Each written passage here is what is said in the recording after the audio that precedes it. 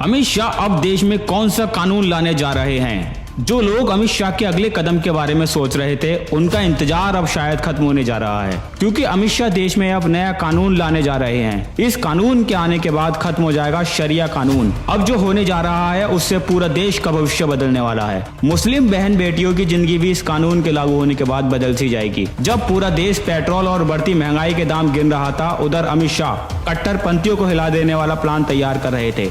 अमित शाह अब जो करने जा रहे हैं उससे 70 साल पुराना कानून पूरी तरह से बदल जाएगा। जो लोग शरिया कानून से भारत को तालिबान बनाने का सपना देख रहे थे, वो लोग अब इस रिपोर्ट को जरूर देख लें, क्योंकि शाह अब देश में कॉमन सिविल कोड कानून लेकर आ रहे हैं। इस कानून के लिए पीएम मोदी और अमित शाह ने पूरा प्लान तैयार कर लिया है। कई महीनों से दिल्ली में फाइलें पलटी जा रही थी। देश के कोने कोने पर हर छोटी से छोटी गतिविधि पर नजर रखी जा रही थी। भारत सरकार सबसे पहले कॉमन सिविल कोड को उत्तराखंड में लागू करने की तैयारी कर रही है। इसके बाद इस कानून को लागू करने की बारी यूपी में होगी। बाद में देश के अलग अलग राज्यों में इसे लागू किया जाएगा। इस कानून के बारे में जरा आपको बताते हैं। दरअसल मौजूदा समय में देश में अलग अलग धर्म के लिए अलग अलग पर्सनल लॉ है। जैसे हिंदुओं के लिए हिंदू पर्सनल लॉ, तो ठीक वैसे ही मुस्लिमों के लिए मुस्लिम पर्सनल लॉ है। लेकिन इस कानून के लागू होने के बाद हर धर्म के लिए एक जैसा कानून लागू हो जाएगा। कहा जा रहा है कि इसका फायदा सबसे ज्यादा मुस्लिम महिलाओं को होगा। कॉमन सिविल कोड लागू करने के लिए मोदी सरकार ने एक समिति बनाकर सबसे पहले उसे उत्तराखंड भेज दिया है।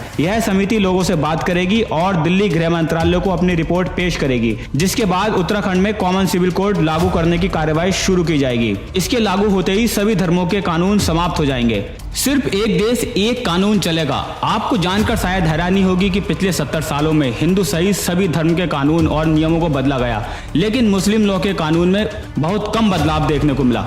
मुस्लिमों में शरिया कानून को अभी भी अंदर ही अंदर पालन करने के लिए मजबूर किया जाता है। पिछली सरकार में इस तरह के मामलों में शायद ढिलाई बरती गई, लेकिन अब शायद ऐसा देखने को ना मिले। इसके लिए शाह ने पूरा ब्लूप्रिंट तैयार कर लिया है।